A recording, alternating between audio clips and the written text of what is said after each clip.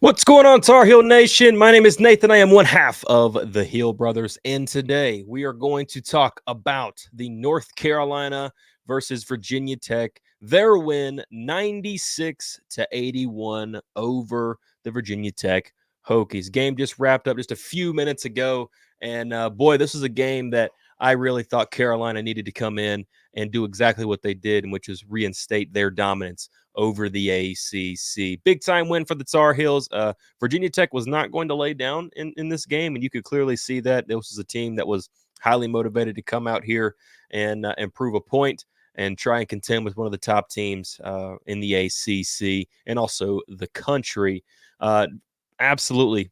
I freaking loved the way this team played on offense tonight. 96 points for the Tar Heels. And that is something that is amazing, man.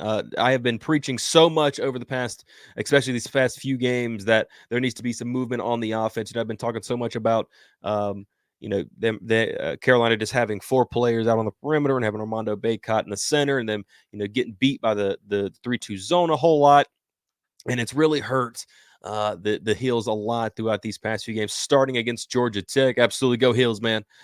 Georgia Tech, Clemson, Syracuse, and then you get into this game, and Carolina was able to get some movement in that offense, and guys had some amazing nights tonight, starting out with your points leader and a guy that got the double-double tonight, Armando Bacot, would put up 25 points, 12 rebounds, 1 assist, 1 steal, 1 block, and only 1 turnover. I said before this game that he had to be one of the guys that came out with intensity. We've been kind of getting on him a little bit as of late, especially in the Georgia Tech game with his energy and lack thereof, and also in this past week's Syracuse game, the lack of energy that seemed that he had. And I said that he is going to be one of the most pivotal pieces to the team, and sure enough, he took that to heart, got out there, went 11 of 16 from the field, hit his free throws, and really did some good work on the offensive glass as well. 4 of those 12 coming from the offensive glass.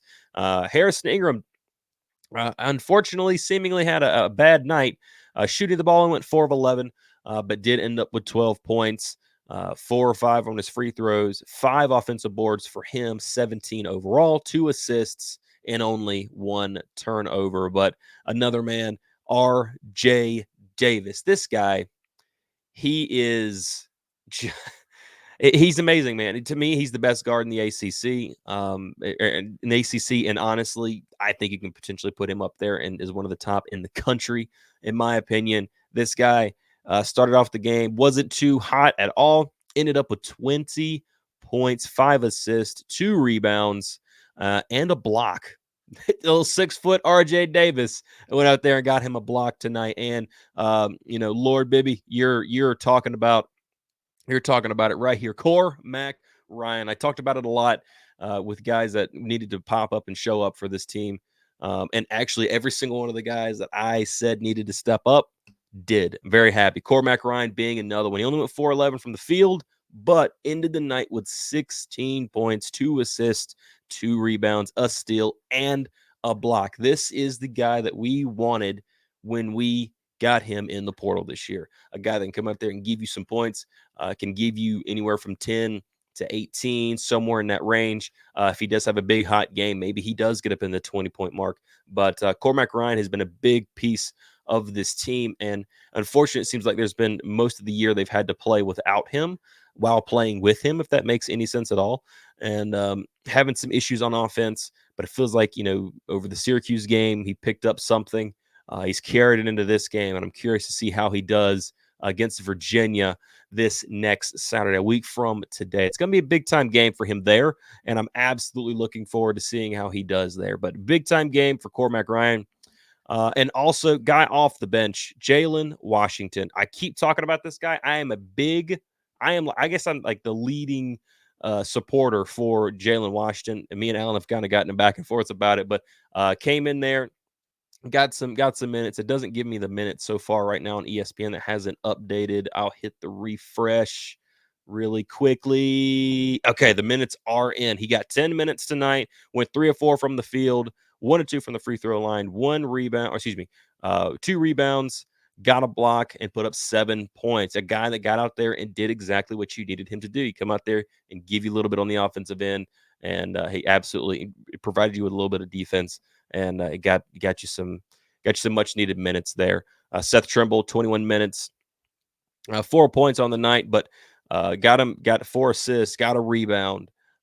Big time game for him, especially on the defensive side of the ball, because honestly, in my opinion, Seth Trumble's the best player defensively. I just think he is. Harrison Ingram's up there as well, but he's your guy right up there. But Elliot Cadeau, another guy I said that I would hope to see be a little bit more aggressive tonight. Unfortunately, did have some turnovers. Ended up with 5 turnovers on the night. Ended up with 8 points. Had 4 assists and 2 rebounds. Not the most flashy game from Elliot Cadeau, but definitely a game that he did contribute very well from that. If you look at the stat line and some of the things he did off the, kind of off ball, and that doesn't pop up in the stat chart, it was very much needed tonight. North Carolina, in my opinion, this is a game you felt it was going to be kind of passionate, just because of one of the more key things being Tyler Nickel being on the other side. I did feel like that did play a part in it. He did play 27 minutes with 5 of 8 from the field, knocked down 4 threes, ended the night with 14 points on 3 blocks, 1 assist, 1 steal, and 1 rebound. The guy had himself a pretty decent game tonight. Got to give your credit there. But you kind of felt like this was going to be a game in which Carolina was going to get tested. I forgot all about Nagel. Honestly, I didn't. I was keeping an eye on that guy, man. He had himself a night, was very active on the defensive side of the ball. It's a guy that you honestly miss. To be, in my opinion, I think you miss that guy. I hope he does well over there at Virginia Tech, and obviously, he showed tonight he's got the ability to go out there and get you some much needed points. Would like to have him back on my side, but hey, that's just the way that it is. But I felt like this game was going to be a little bit more passionate, and it ended up being that. But Carolina being able to come out and rally after everything that's happened over the past, week to 2 weeks now, starting with Georgia Tech, Clemson, Syracuse, like we've all mentioned, the struggles against Miami, even though Miami is a sneakily good team, they needed to come out here and put up a statement win. And the defense, in my opinion, could have been a little bit better. I did notice some issues there.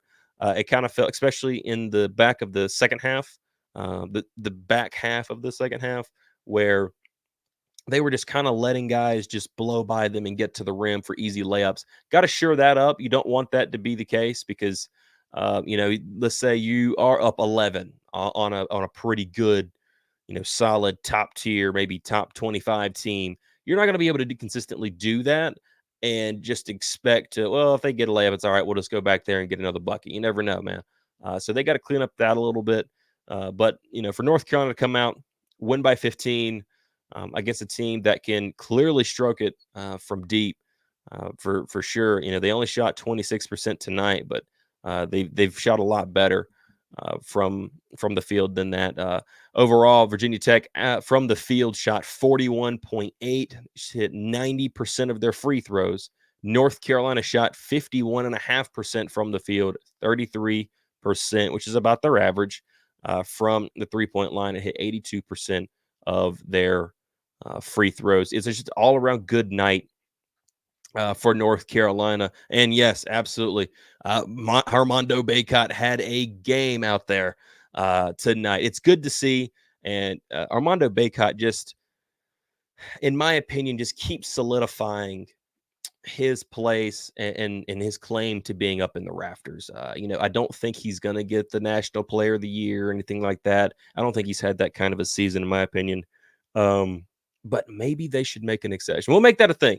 If you're listening to this, tell me in the comments what you guys think. Do you think Armando Bacot, at the end of this season, whenever it's over, should he be made an exception and put, considering everything he's done at Carolina, all the stats that he's broke, everything, and should his number and his name be put up in the rafters of the Dean Dome? I want to know. Let me know down in the description or down in the comments, and we'll chit chat about it a little bit. Personally, I think he should. I really do think he should. He's done an amazing job. He is the life and soul of North Carolina basketball right now, and I just think, considering everything that he's done, the season's not over yet. We never know what kind of a season he could end up rattling off in the last few regular season games here into the ACC tournament and also into the national tournament. I'm curious to see, how he does. But in my opinion, I think he does deserve to get out there and have his name up in the rafters. But North Carolina coming out with a big time win tonight against Virginia Tech. Win ACC championship and get MVP. And yes, I would like that. Let's do that. But big time win for North Carolina Tar Heels. They got a week off until they have to take on Virginia in Charlottesville, and this is going to be a game in which we know Carolina has just throughout history struggled in. They struggle in Charlottesville, and it's going to be a big time test. Hopefully tonight they've kind of got the wheels rolling again. They've run into some issues as of late. It's their 20th win. They're 20-6 now, 12-3 in the conference, and it's time to go up there and knock out probably the hardest team that you have left on your schedule outside of Duke, and get out there and see if you can't prove to beat a top 25 team as Virginia comes in currently right now at 21. We'll see if they stay. I'm pretty sure that they will after Monday's AP poll. I always post that stuff down there in the community section of YouTube on the YouTube page, so keep an eye there. But then you have Miami at home, State at home, Notre Dame at home, and then you're on the road for one last game in the regular season, and that is against Duke. Big time win for the Tar Heels tonight. 96-81 is the game. And let me know what you guys think down in the comments about this game for North Carolina. Did you like the way they played tonight? Personally, I think the movement on the offense, it was big time. You saw a lot of things, a lot of guys just not standing in place and kind of moving around, and that's been one of my biggest gripes. I'd like to see that continue throughout the next few weeks here and even throughout the rest of the year. Big time game for the Tar Heels. A lot of things to take away from it. Home cooking is really, really good to have. And now they've only got one more away game before this last home stretch before they play Duke at Durham. So big time game for the Tar Heels. Let me know what you guys think down in the comments about their win. Thank you all for watching. Thank you all for being here. And as always, go Heels. You don't want none. I'm good.